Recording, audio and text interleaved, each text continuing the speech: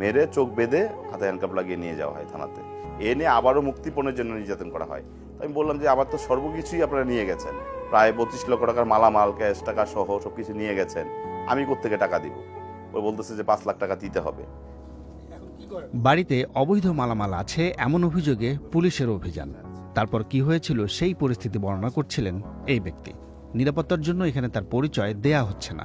তিনি জানাচ্ছেন, কয়েকজন পুলিশ সদস্যের সেই অভিযানে তার বাড়ি থেকে নিয়ে যাওয়া হয় নগদ টাকা, স্বর্ণালংকার, যেটা পরে তিনি আর ফেরত পাননি।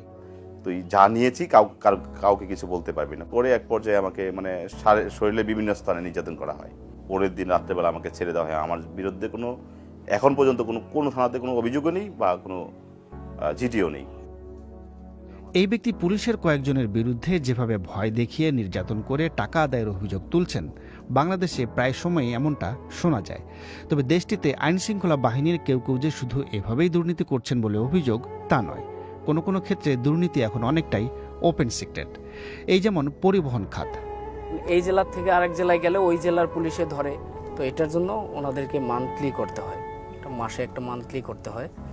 দিলে ওইটা ওই এলাকার সার্জেন্ট বা কেউ তখন আমাদেরকে আর ধরে না। আর যদি মান্থলি না করা থাকে তাহলে আমার গাড়ি রিকোজিশন অথবা না হয় টাকা, দুইটা একটা করতে হবে। কিন্তু বাংলাদেশে আইনশৃঙ্খলা বাহিনীর মধ্যে দুর্নীতির ব্যাপকতা কতটা? এক্ষেত্রে দেশটিতে দুর্নীতি বিরোধী আন্তর্জাতিক সংস্থা টিআইবির সেবা খাতে দুর্নীতি নিয়ে যে জরিপ, সেখানে সবচেয়ে বেশি দুর্নীতির অভিযোগ পাওয়া যাচ্ছে আইনশৃঙ্খলা রক্ষাকারী বাহিনীর বিরুদ্ধে। সংস্থাটির 2022 সালে প্রকাশিত প্রতিবেদনে দেখা যায়, অবৈধভাবে টাকা উপার্জনের সুযোগ হিসেবে ব্যবহার হচ্ছে আসামি গ্রেফতার, ট্রাফিক সংক্রান্ত বিষয়, পুলিশ ভেরিফিকেশন কিংবা মামলা দায়েরের মতো খাতগুলো। যেসব দুর্নীতির সঙ্গে জড়িয়ে পড়ছেন পুলিশের বিভিন্ন বিভাগের সদস্যরা। তবে খোদ টিআইবি বলছে, সেবা খাতে এসবের বাইরেও পুলিশের ভেতরে বড় বড় দুর্নীতি ঘটছে বিভিন্নভাবে। শুধুমাত্র বড় ধরনের ঘুষ লেনদেন, প্রকিউরমেন্ট থেকে শুরু করে, ক্রয় খাত থেকে শুরু করে বিভিন্ন ধরনের অবকাঠামো উন্নয়ন, সংশ্লিষ্ট প্রতিষ্ঠানের এই ধরনের যে কার্যক্রম, সেখানে ক্ষমতার ব্যবহার করে যে সম্পদ ব্যয়িত হয় তার একটা অংশ আত্মসাৎ করা।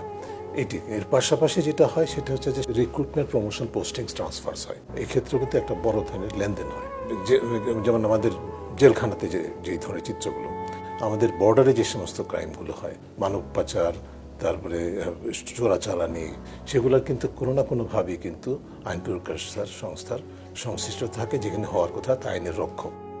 বাংলাদেশে সাম্প্রতিককালে পুলিশের দুর্নীতির বিষয়টি ব্যাপকভাবে আলোচিত হচ্ছে মূলত সাবেক পুলিশ প্রধান বেনজির আহমেদের জ্ঞাত আয় বহির্ভূত বিপুল পরিমাণ সম্পত্তির খোঁজ পাওয়ার পর।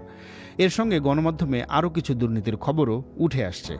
এসব খবরে যে বিপুল পরিমাণে অর্থ সম্পদ অর্জনের অভিযোগ এবং দুর্নীতির ব্যাপকতা, সেটা বিস্মিত করেছে অনেককেই।